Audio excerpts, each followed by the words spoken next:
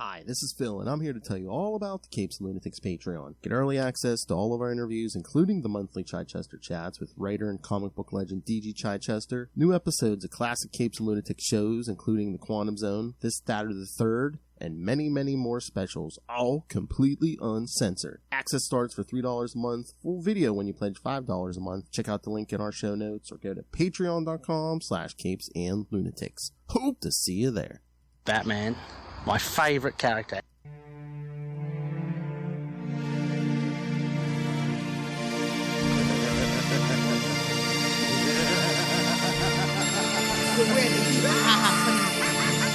That's right, kids.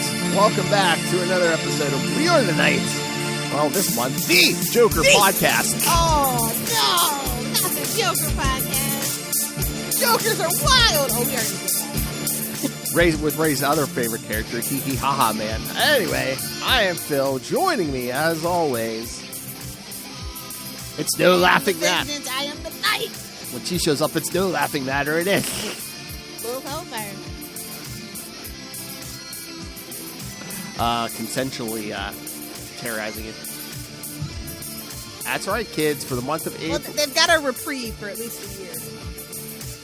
Streets are safe for himbos ages 21 to 25 everywhere. You might get strangled to death because she's all frustrated. But yeah, no. No, that's what the edibles are for. Oh, damn. I thought you gave those up, too. No, I gave them smoking, not edibles. Oh, okay. She's like, where do you think I am? Crazy? All right, kids. So, yes, for the whole month of April, we'll be covering The Joker, the 1975 series. So, this time we will be covering the first 3 issues, and it's crazy. Yeah. Shout out to Senor Alvarez. All right, so yeah, send in all your Joker thoughts for the month of April. Wait for Ray. Hee hee ha, man, was good. All right. The Joker I prefer. I prefer when he's more like it's like this kind of Joker, or like when he is actually like just cold-blooded, like he's just a cold-blooded killer. Like it's not. Mm-hmm. You're seeing past that thin veneer of like the clown prince of crime, and you just really see that murder instinct, you know. Mm-hmm. I don't know. We'll get into it, but I almost thought he was almost like, I don't know, too refined in some of these issues. I'm just like, okay, I don't know. Yeah, that's where you see kind of like this is where they're like, okay, well, we're not really going with the noir villain aspect of it. Like they're really trying to like figure out what they want Joker to be, because like he was just when he showed up, it was just from one thing to the next. You never knew which Joker you really were gonna get. Oh yeah. And so I feel like this book was trying to determine like what kind of Joker do we really want Batman's villain to be, because you're only as good as your villain, right? Especially in DC, the villains definitely define the heroes. Oh yeah. His whole rogues gallery has every aspect of like his personality, you know, whether it's the Penguin, the Riddler, even Poison Ivy to an extent, because you know he's a industrialist and she's for making the earth a better place. So like, you know, 2 sides to the coin kind of thing. Oh yeah. So it's time for the Joker. It's time for them to give a whack at the Joker about what they really wanted him to be. Hey, and again, let's get started. Because it's Diddy O'Neil, baby! That's right. And again, remember, kids. This is classic, because we got Julius Schwartz as the editor. Mm-hmm. It's great. It's pre-crisis, kids, because yes, The Joker, the first Joker, Volume 1, May 1975. So this is very much in pre-crisis. And you want to know something interesting? This is the logo that they use. If you've ever been in Walmart and saw like the Joker's merch that they have for like his toys and stuff, this is the logo they actually use. It's a little more refined, but this is pretty much the same logo that they use for those toys. I found that super interesting too. It's the OG logo. Yeah. All right, so yeah, May 1975, The Joker's Double Jeopardy. Like Lil said, writer Dennis O'Neil, penciler Irv Novick, inker Dick Giordano, and editor Julius Schwartz. Oh my God, Dick, what are you doing here? Hey-oh! How many times have you said that in your life? And again, the Riddler, Penguin, Catwoman, and Two-Face are on the cover, but only one of them show up. 25 cents. F in the chat for our wallets, kids. Oh yeah, 25 cents. The Joker's Double Jeopardy. A criminal named Senor Alvarez sneaks into Arkham Asylum and breaks Two-Face free from his cell. The Joker sees them and implores them to set him free as well. But Senor... What about me? What about me? But Senor Alvarez is in need of a superior criminal. Oh, Burn! Oh, you don't do that to the Joker, nah. I guess he didn't know who the Joker was. Joker is about as petty as Phil, kids. I ain't shaving that mustache. I'm painting right over it. Oh, yes. I love how the Penguin at this point still looks like the Batman 66. Oh, yeah. Love that for us. Besmirched at such an insult, the Joker arranges for his own escape. Using a helium balloon from a charity donation, the Joker inflates it and floats out of the prison yard. That is so 66. It is? Truly. So how'd you get out of prison, kid? I got high. I inhaled and I got high. Whippets to the rescue, kids. Whippets to the rescue. Oh, my. Later, Senor Alvarez consults with Two-Face in his hotel room. I bet he did. He wants Two-Face to steal a collection of valuable Spanish doubloons. Doubloons! Doubloons. You know, as a pirate. Oh, yes. Lila's favorite as a pirate. Yes, she loves the doubloons. Pirates, arg! Well, I do live in Florida. Yes. Two-Face flips his special coin and decides to help Alvarez steal the coins. Like, what? Kill him if he didn't want? I know. Why would you ever? You can't trust Two-Face. I don't know, if it came up the other side, was he going to be like, oh, no, well, thanks for helping me escape from prison, blam. Exactly. The Joker and one of his henchmen sneak into the hotel room disguised as room service staff. The Joker is hiding inside the food cart. Classic! He throws an acid pie at Alvarez, but Two-Face keeps him at bay by hurling a bowl of pears, get it? Sounds like pears, like a pear of something, at him. When the Joker finally picks himself up, Two-Face is gone. As the evening goes on, the Joker tracks Two-Face to the scene where he plans on staging the crime. The two fight one another, but Two-Face proves victorious and ties the Joker to a circular slot. Who is this Two-Face, by the way? I don't know, man. I don't know this guy. This ain't the Two-Face I grew up with. No, Mr. Joker, I expect you to die. Exactly. What in the bomb is going on around here? Oh, Harvey went straight off the deep end at this point. Ties Joker, to a circular saw table in the basement. He ribs the Joker that the saw is going to cut him into two. Ha ha ha. Get it, kids? Two-Face leaves the Joker to his fate and stalks off leaves him to his fate, doesn't watch. Stalks off to fetch the doubloons. Fortunately for the Joker, he uses the acid in his lapel flower to weaken the ropes and escape. Oh, wait, the best quote ever in this one from the Joker. Much as I hate to admit it, the Batman has taught me a few tricks, such as be prepared. Or was that the Boy Scouts? Oh, that's nice. Great quote. Love it. Two-Face steals the coin collection from the display case and retreats back to his hideout where he finds the Joker waiting for him. The Joker distracts Two-Face by throwing clumps of fake hair at him, but Two-Face manages to grab him by the coat. The Joker's coat is treated with an adhesive, and Two-Face cannot let go. So stupid. Sticky fingers, kid. The two criminals wrestle around until finally knocking each other onto the floor. The Gotham City Police Department, for the first time being competent, arrives to collect them. Commissioner Gordon reveals that the coins Two-Face stole were counterfeit. Senor Alvarez had previously stolen the real coins prior to his confrontation with the Joker. He is now in police custody. Bah, bah, bah. Yeah, the cops show up because was this the one they said, yeah, Batman's out of town? Well, yeah. So he's probably, you know what? He's probably haunting that guy in the swamp right now. Oh, maybe. That's a deep cut. You guys might have to scroll way down for that one. Remember this thing you did 20 years ago? I'm back. And, did you know, Lilith, that this is the first appearance of that acid flower? This issue? No, yep. Really? Yep. This issue features the first... Now, you want to know what's weird? This one was in that Two-Face 75 yearbook. And I'm just like, why? Because Two-Face was in it, I guess? I guess. Like, this is like not the best look for Two-Face. Or maybe it was just, this is the first time Two-Face appeared and it wasn't like in a it Batman book. Yeah, this one isn't in any of the Joker collections, though. That's weird. Yeah. Yeah, you would think this one would be in the Joker, maybe because they were reprinted for Two-Face. Yeah, because they already did. Because, this is Joker's first solo, so you would think this would be like his first. It would like be reprinted. I mean, it only took him like 36 years to give him his own. Yeah, I know. So weird. Oh, this next one is hilarious though. I love the sad saga of Willie the Weeper. And I'm just like, that is a dick joke if I ever heard one. I'm sorry. Oh yeah. Didn't you date him? No. Oh no, yeah, that's right. Weeper implied. Can't relate. Sorry, that is not relatable content for me. I don't do Twinkies or toaster strudels, so. I don't do wilted flowers either. Oh my! That's why I date people that are 21 to 25. She likes the big stalks, kids. Yeah. Jolly Green Giants, if you will. Oh my! All right, so we ready for 2? Let's do it. I like that cover. Oh, the cover's great. All these covers are actually pretty great. This might be my favorite one out of these 3. Yeah. Giant Joker throwing those cards. All right. Giving his best Gambit, giving him his best Remy LeBeau. Yeah, mon ami. Oh, yeah. Joker did it first. The Joker, number 2, July 1975. The Sad Saga of Willie the Weeper by Denny O'Neil.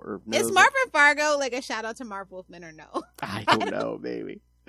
Looks like the same team, except this time inker Jose Luis Garcia Lopez, which did a ton of like great DC art in like the 70s and 80s. Yeah. I'm trying to remember. They might have even used his art on some of the superpower stuff, like the toys. Yeah, he did the cover with Ernie Chan on this one too. Yeah. Yeah. So if you see anything like any DC from like T-shirts, even anything from like the 70s or 80s, there's a good chance his art's on it. The Joker is sprung out of Arkham Asylum by Willie the Weeper, a criminal genius who has a habit of crying uncontrollably until he sees others cry.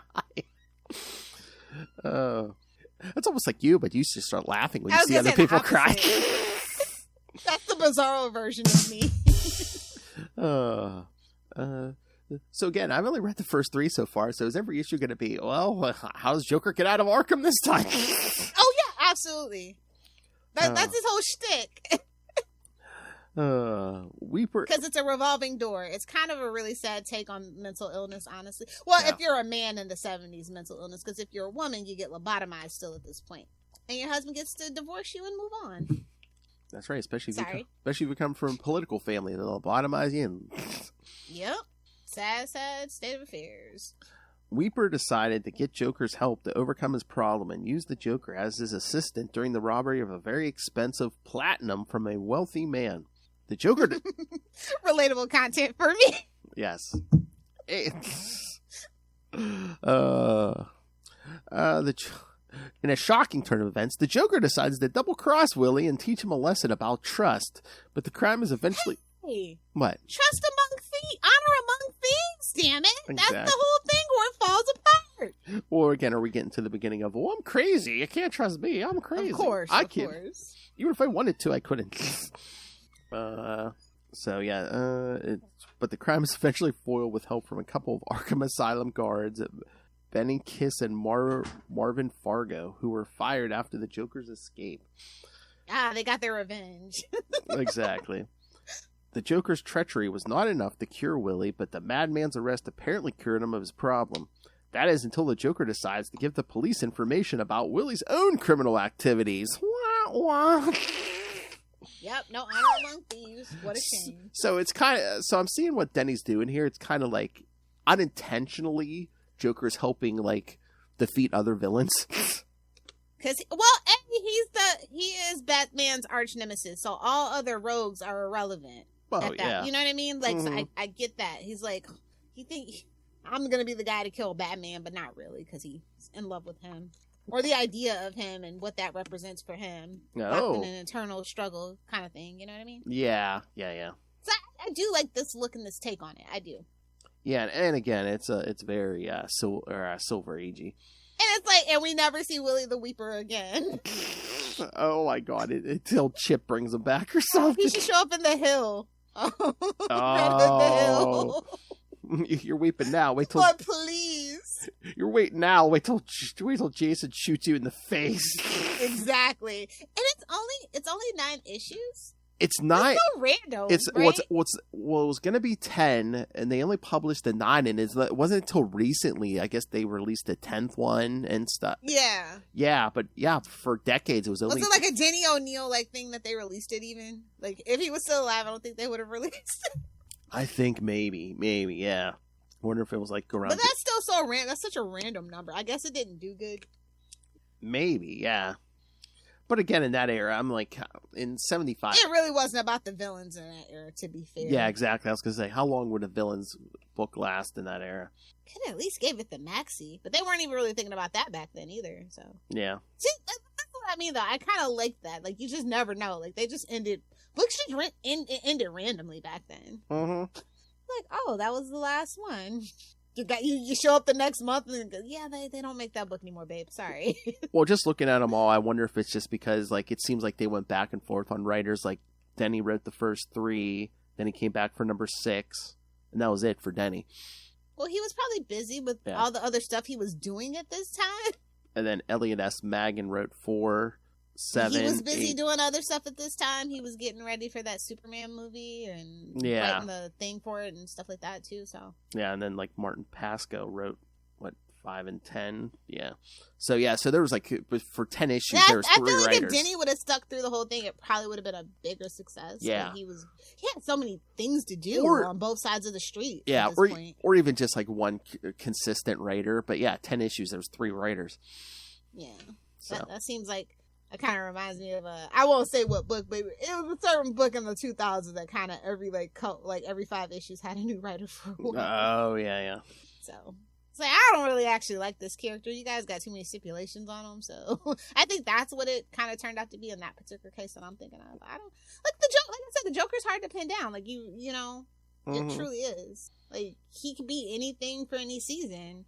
And you kind of see that throughout the whole series, like with the different writers' takes, unfortunately. That might be what probably put the nail in the coffin, as it were. Mm-hmm.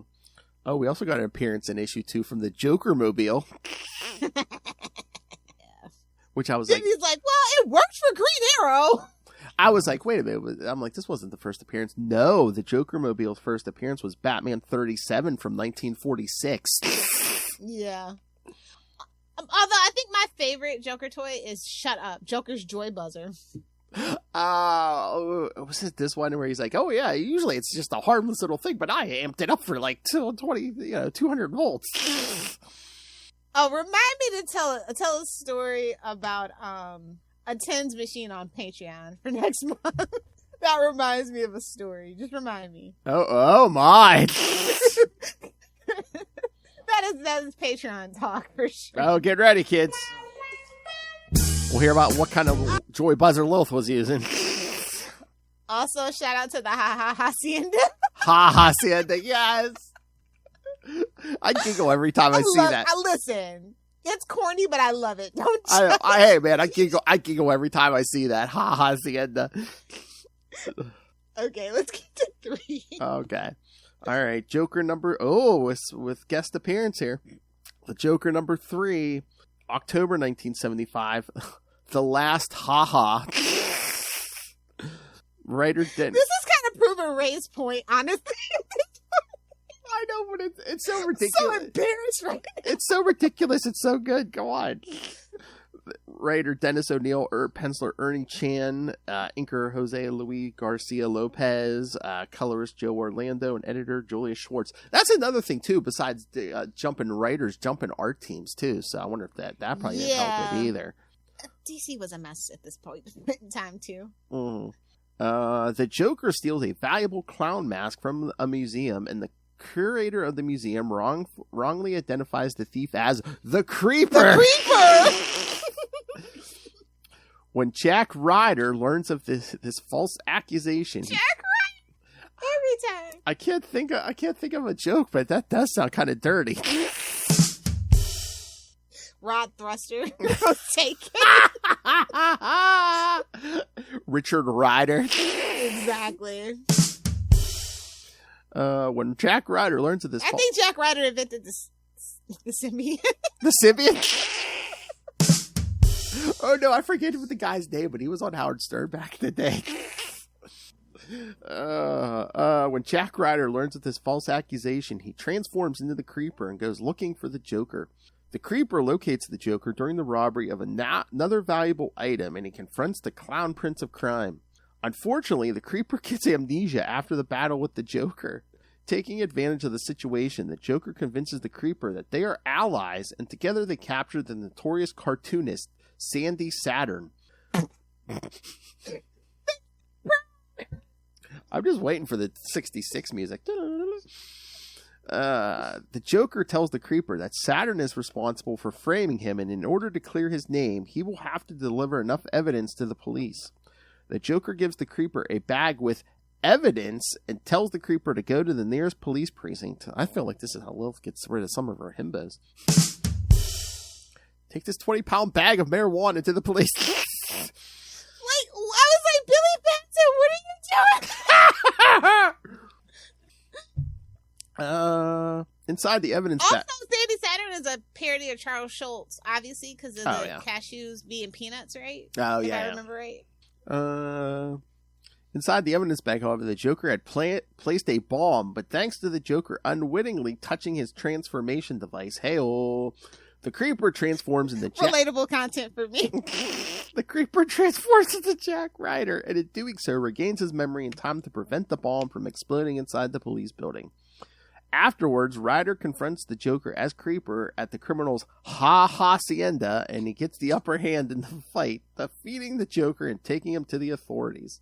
Oh my lord, hacienda, first appearance, Batman #4 from 1940. Holy crap, I didn't realize it was that old. Yeah. I thought that was like a 60s or 70s trope. Oh, gee, and Joker Venom's in here too, though. So that's interesting. I don't think it's the same though. The character William Batson featured in this issue was probably included as a nod to the character Captain Marvel, but it should not be considered as such since this appearance is not aligned with any version of the character in his respective continuities. What are continuities in DC? It's fucking Captain Marvel, all right? Well, I'm gonna take it. Well, again, I mean, it's before Crisis. They had their nice, tidy little multiverse at this point, but if you want to call it tight. Well, maybe not. I was going to say, maybe not tight. Because they can't. The reason why we have multiple Earths is because they couldn't freaking figure it out, okay? Maybe not tidy, like, but... let's not pretend like it's some genius stroke of luck. No, it's because they were like, well, let's just make it different Earths. Let's be real on that. We went for both versions of the Flash. I know! Alternate universe. This is comics. We can do what we want, kids. And yet, I still haven't had my Earth 2 Huntress combined with my Earth 1 Huntress after all this time. Because it can't reconcile, unfortunately. Yes, put them together. That would mean she would be with Dick, and I am a Babs Dick kind of girl. I really am. Yeah. I do like them on their Earth together, though. I do. Oh, yes, all these issues were reprinted in The Joker, the Clown Prince of Crime. Oh, I thought it was... I have the one in the Greatest Joker Stories Ever Told. Well, it was reprinted in that, too, it said, yeah. Oh, okay. Yeah. That's where I'm reading mine, kids. I actually have quite a little Joker collection. I didn't even really realize it. But I was like, oh, yeah, I think I have these. I don't have the Lucy's. If I could find the floppies, that would be great. Yeah. Yeah, this also on the DC Universe, or the DC Finite kids. DC Infinite, but in case you're new here, yes. We call it Finite, and we call Marvel Unlimited limited because not everything is actually. Yeah, I was surprised this was on there. I was like, oh my lord! But I guess it is Joker. The Joker's hot. They really want to make the Joker a thing, especially with that movie coming out and stuff like that. I think they're putting more and more Joker stuff on there. So makes sense. Corporate synergy. Say it with me, kids. All right, so yeah, let's talk some DC books. There was a lot of them, as always. I know, that's what my guy at the store was saying. He's like, there was a lot this week, and then next week there's hardly any. Feast or famine, kids. Feast or famine. And I'm like, which is weird, because isn't there like an extra week this month? I was like, they'd spread it out more. Okay, I have to talk about that April Fool's special, which is Ape Real Special, and okay, I love it. I didn't get it. Oh, was it good? Okay. Yes, it was good. You should pick it up. I think you would like it. I think $6, but like I didn't even. Yeah, no, the puns, the stories. Yeah. It's funny. It's like something that Charlie would have really loved. I think. I think I literally do have to make another trip to the store today, so maybe I'll take a look at that. Yeah, I think it's worth it. It's like really funny. It's nice to have. We got art by Phil Hester and Bernard Chang. Just that alone sold me on it. So nice. Yeah, the cover is really great. A lot of the stories, just the synopsis for it, it's like, get ready to go bananas in this epic adventure. And I was just like, okay, I'm sold. Fine. Oh yeah, here's the ad. When DC doesn't take itself seriously is when it's at its best. Yeah, I see the ad here. Yes, Is the ape apocalypse near? Yes. Yes. It's but I'll tell you this. It's kind of reminiscent of the vampire like event, but like it's apes. Oh, nice. So like it's not taking itself as serious, but like I love Gorilla Grodd, obviously, so like this was a high selling point for me. Yeah. So. Yeah, it looks good. Yeah, I love the little specials they do for the month. Like I love their Halloween, and the Valentine's Day one was pretty good. Marvel's Women's Month was really good. Like yeah, they've been doing a lot better lately. I'm looking forward to this year's Pride from DC issue 2. They always do a really good job with the Pride Month issue. So speaking of Joker, did you read Batman Superman World's Finest 25? I did. You know, I'm reading it. I'm all caught up, and with a classic Lex Luthor Joker team up. Listen, I love that it's oversized. Yes. So it's like the first meeting between the Joker and Lex Luthor. Listen, I love that dynamic. It's like I love when like Joker and Superman were like trying to go head to head, and Superman's like, I don't play the games Bruce plays, and it's like same thing with Lex. He's just like, no, you're out of your league here, clown. Get out of here. Nah. Oh yeah, again, these two it's such the odd couple because Lex is always like so in control, and Joker's just like whatever pops into his head. Yeah, exactly. What? Doom Might. I was just like, why? So funny. But I mean, yeah, Lex is after this thing, basically, this magic object, and Joker just ruins it. I love it. This is definitely a fresh, interesting take. I appreciate it a lot. Well, yeah, it's Mark Waid. And the dialogue was super good. It was like witty, but yet menacing, and that's how it should be between those two. Oh, yeah. Well, again, it's Mark Waid. He gets it. He gets it. I love when Joker like shoots him with the trick umbrella. He's like, I told you I got it from the Penguin. Oh, and if you guys haven't picked up World's Finest Annual, please do. Oh yeah. That was really good too, and this is where some of the stuff picks up from too as well. So, just as a heads up. When we do get a prologue, a quick glimpse of what's coming next. Yeah. Yeah. Oh, you were asking Batman 89 Echoes number 2. I know, that's what I was going to say. Last time we met, yes, I asked about Batman 89. Is that ever going to come back out? Yes, we finally got issue 2. Yes. Shout out to Sam. Hopefully we get the other 4 issues by the end of the year. I mean, I was like, we might be working on a Kevin Smith schedule. See. Oh damn. But yeah, we're kind of digging into Arkham Asylum in this world, and.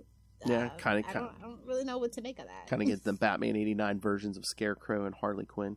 Yeah, well, Dr. Harleen Quinzel. Yes, who's basically now kind of has like her own TV show. Yeah, so weird. It's like a weird, sick, twisted, like mirror funhouse universe. I love it. I know. I don't think we're getting I don't think we're getting number 6 by the end of the year. You can hope for it for the beginning of 2025.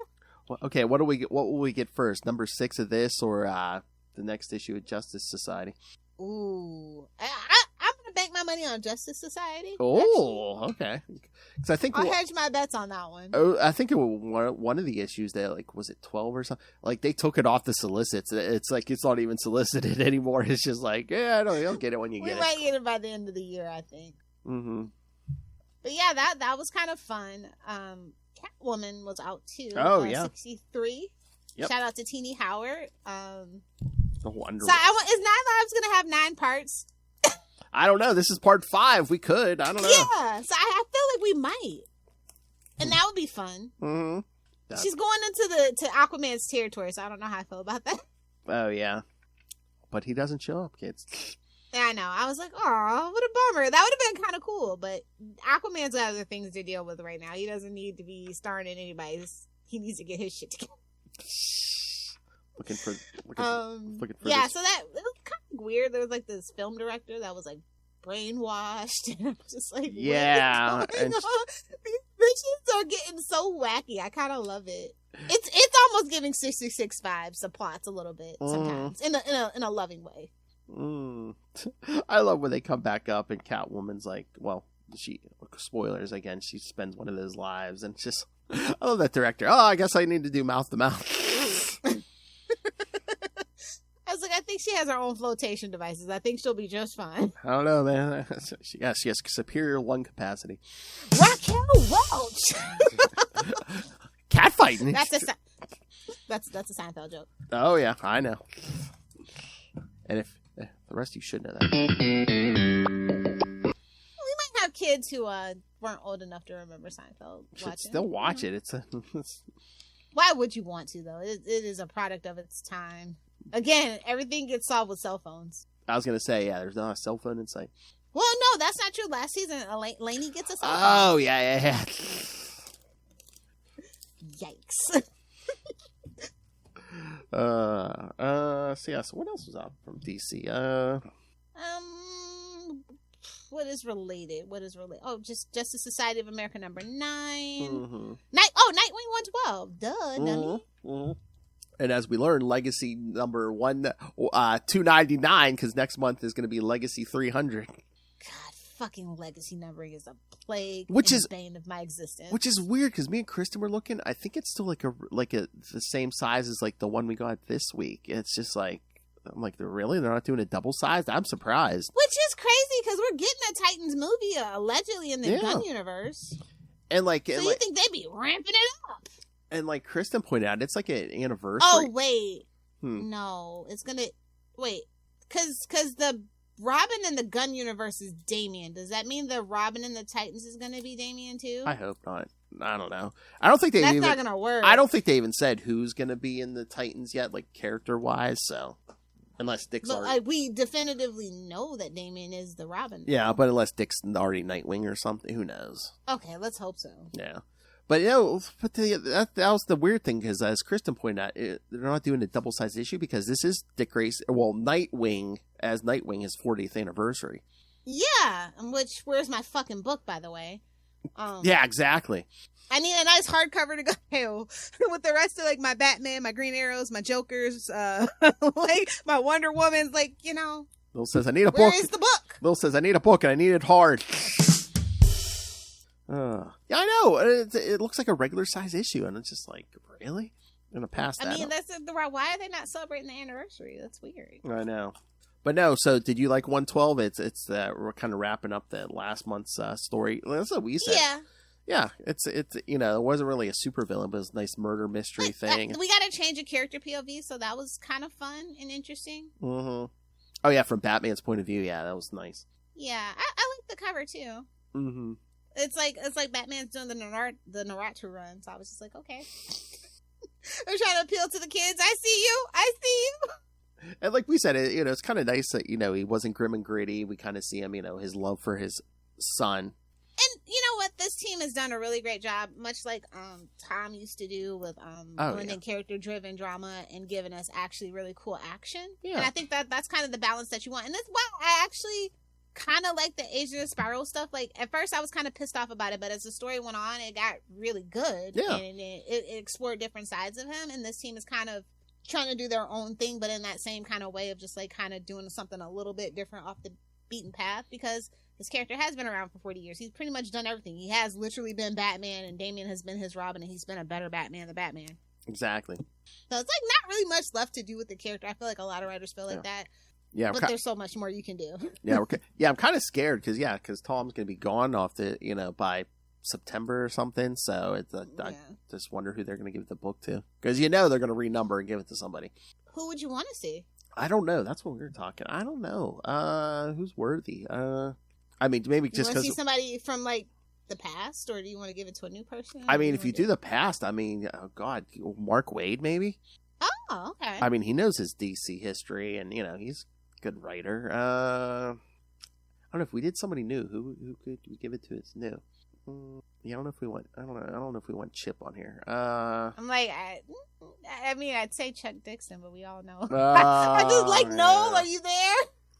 Are you there? Well, if we do... I think that's what most fans would want, honestly. Oh, maybe. Yeah, I mean, I don't know how, and I don't think we ever really talked about Judd Winnick, how you feel about his run, but yeah. I figured as much. I mean, and she had a controversy. How about Scott Snyder, though? I know a lot of people really like that. Oh, maybe.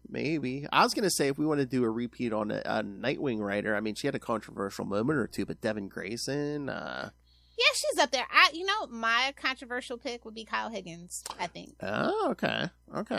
But Yeah. he's busy spinning his own universe elsewhere, unfortunately. Oh, hey, Gail Simone.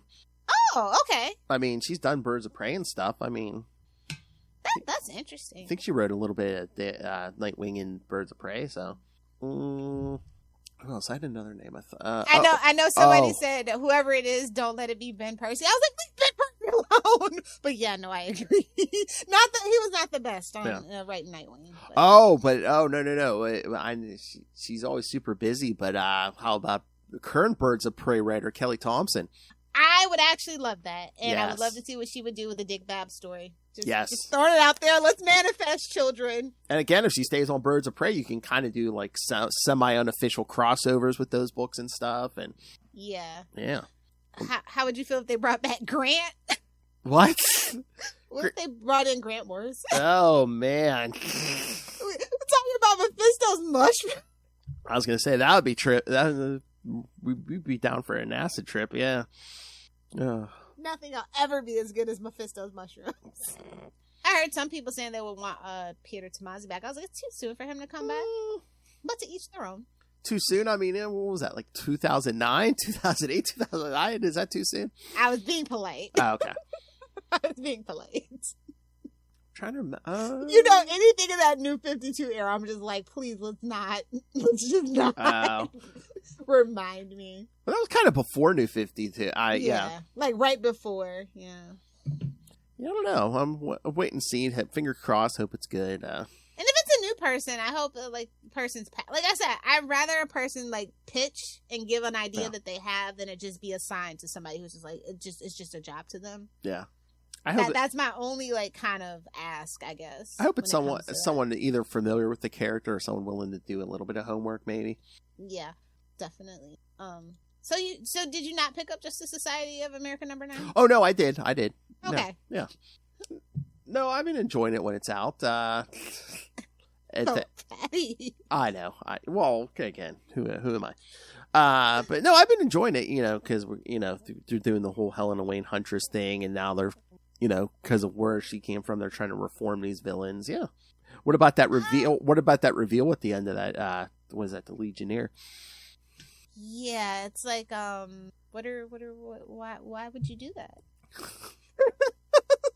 Why would you do that? I don't understand. I have to stop my. Why are you trying to hurt me? I have to stop my evil future self. I mean, we've been there, done that so many times. It's like, but why would you hurt me like this? And again, kids, try not to spoil too much, but there are ties to Legion of Superheroes, so I should mention that the will be like, hey, guess what they did? Yeah, but I also like how they tied in Stargirl's lost children and stuff too. I thought that was pretty cool. Yeah. Well, it's Jeff Johns bringing in Jeff Johns' story arc, but shekels are shekels. I just read the greatest story I could tie into this. Who wrote it? Me. Relatable.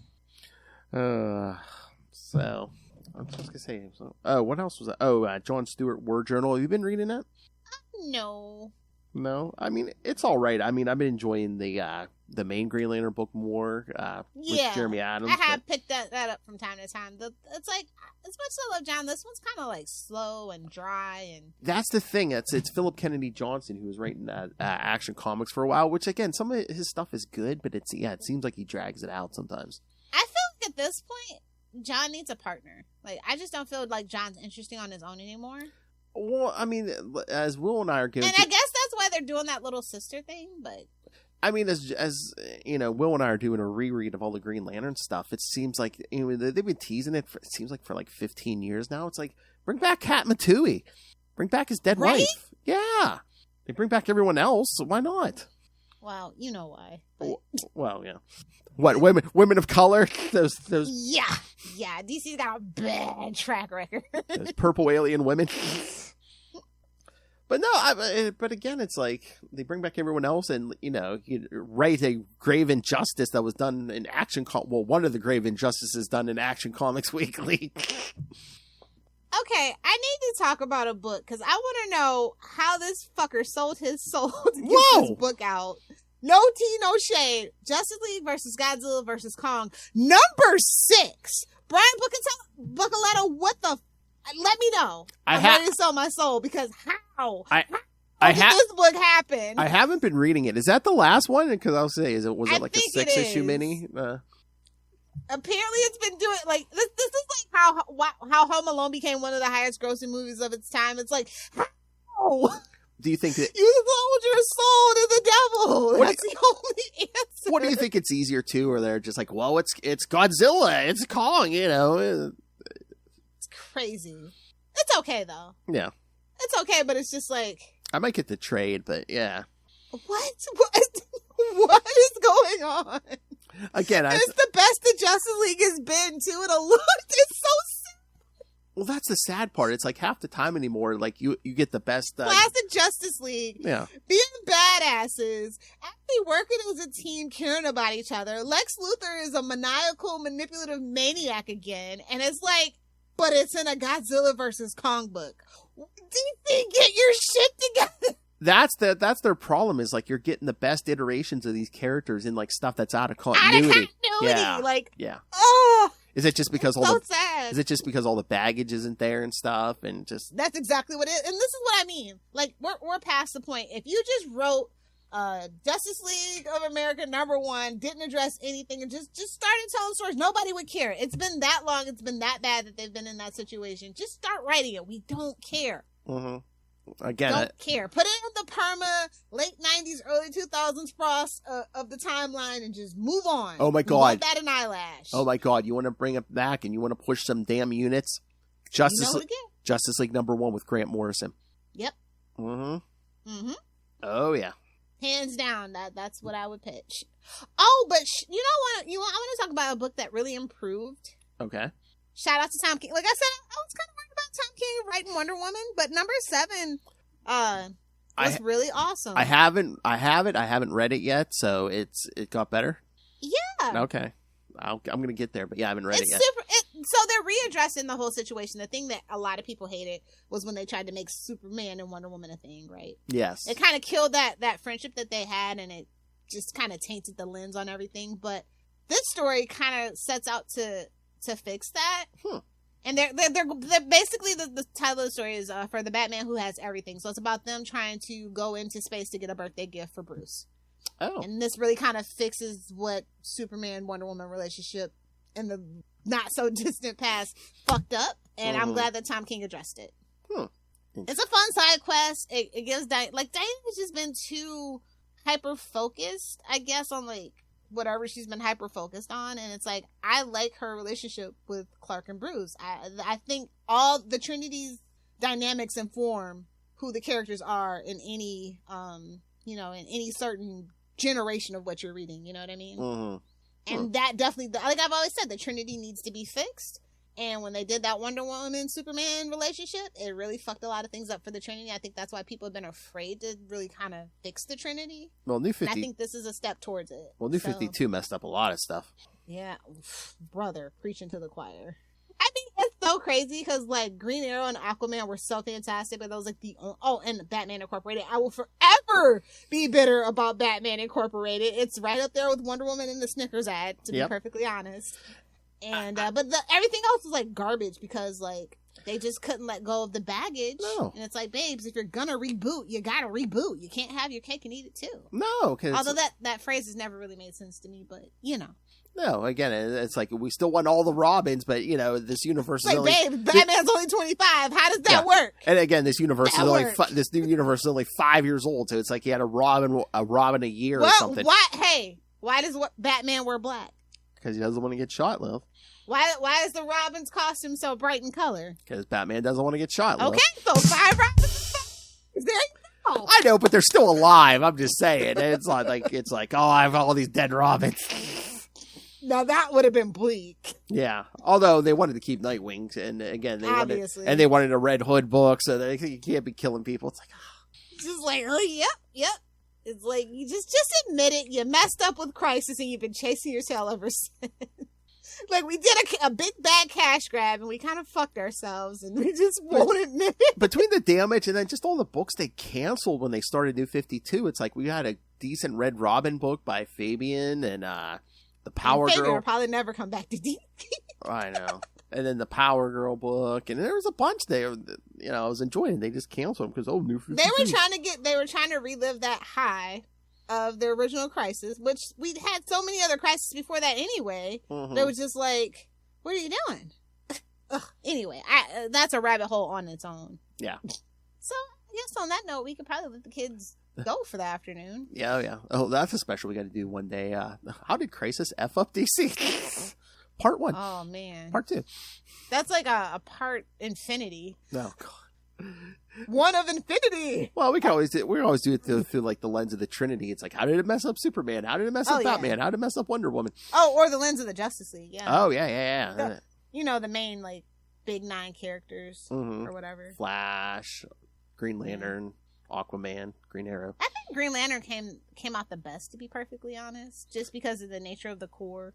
It gave them more flexibility and reasons to like kind of switch members around. Well, again, too, once again, it's like they really didn't change a lot after Crisis. It's like, they kind of just kept going. All right. So, yes, kids, you know what's coming next week. 3 new. Hey-oh. Well, not that. Oh, pop the face. Oh. So, yes, next week we're going to cover the next 3 issues of the Joker, 4, 5, and 6. So see, Lilith, you think this is 6 through 9. See, so we're gonna get to the 6 and the 9 this month. Come on. I know you tried. Bless your heart. Don't forget to wish Phil a happy birth month in the comments, kids. Either do the 6 or do the 9. That's right. Oh yes. When you hear this on Tuesday, yes, my birthday was yesterday. So from the future, addressing the past. That's right. All right, so yes, 4 through 6 next week, and then 7 through 9, and then yes, again you get an extra week, kids. Haha! So we'll cover that previously almost never published Joker number 10, because I think it was 2019 or something. They finally reprinted that, so it's like again they probably did that for Honored Denny probably. I'm pretty sure that's what that was. All right, and then again at the end of the month you'll hear. Me and the boys covering Azrael 13 and 14. F in the chat for Russ's sanity. Next month I think Justin wants to join us for or at least 1 or 2 episodes because we're gonna be doing some Catwoman next month. Okay. Like 2 of the episodes are on like the 90s Catwoman. I think he said he likes that stuff. So. Meow, the more the meow warrior. And of course he's gonna be joining us for at least 2 episodes in July because there's gonna be some Killer Moth coming up in July. F in the chat for the Batgirl movie. I know. That was Firefly, wasn't it? No. Yeah. It was Firefly. Who cares? Either way, they robbed us of Brendan Fraser and that whole thing. They robbed us of our Brendan Fraser renaissance. Exactly. All right, kids. So send us all your thoughts. Email us CapesandLunatics@gmail.com or call the voicemail 614-382-2737. That's 614-38-CAPES. And remember, you can find all things Capes and Lunatics episodes, social media, new merchandise. That's right, kids. New branding, new logos, new merch. So go buy yourself. You got to buy all new brand new merch because there's new logos. So don't be a poser. Buy the new merch. Again, you could just rain random money on us in the Cash App link. Make it rain. As Mr. Stoom likes. And, of course, the Patreon, where, again, you find something different every month. In March, we heard all about Lilith Hellfire's conspiracy theories. We talk politics. We always talk a little of everything on the Patreon. So, if you want to get if you dare get into our inner psyches, yes, join the Patreon.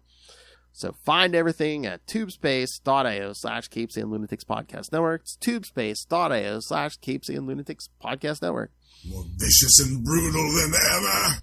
All right. Lilith Hellfire. It's no joke what she'll do to you. All right. Where can people... All right. Well, I'll let you... Again, once I find my phone, I'll let you guys know. I know. I just... This is a different show, just in case people didn't hear the Spider-Cast. Yes. You can catch her on Facebook when she finds her phone, kids. When she finds... It's the phone where all the social media apps are quarantined to. The burner phone. That's the number she gives all the himbos. Nah, the himbos get a text now number. Be so serious. Oh my! Everybody knows that. Well, see, you're not single. You don't know how hard it is out here on online dating. Oh, I said I am so happy I'm married. I don't have to go through that crap anymore. Yeah, no. One way trip to Biscuit Town. That's a little working. Double biscuits for me. I love it. That's right, Lilith Hellfire's house, kids. Gonna be some dicks waving around in here. Not until 2025. Oh, that's naughty. I love it. I love Drunken Justin. All right, kids, thank you for joining us. Again, come back next couple weeks for more Joker. We're pulling a DC, kids. We're shoving Joker down your throat. Hey-oh! Come back next time join us next time in the Hacienda. Same ha. Oh, remember that at the end of this. Oh, remember that for next couple weeks. See, Ray, we didn't talk any Batman. We talked ha man. Oh. All right, kids. Yes, remember, keep coming back. You need us in your lives. It's no laughing matter. All right, but until we meet again, remember, join us same ha time. Same ha. We are the the Joker podcast. Like a joy buzzer to the nads. Good night. Acid cream pie to the face. Wow! Boom!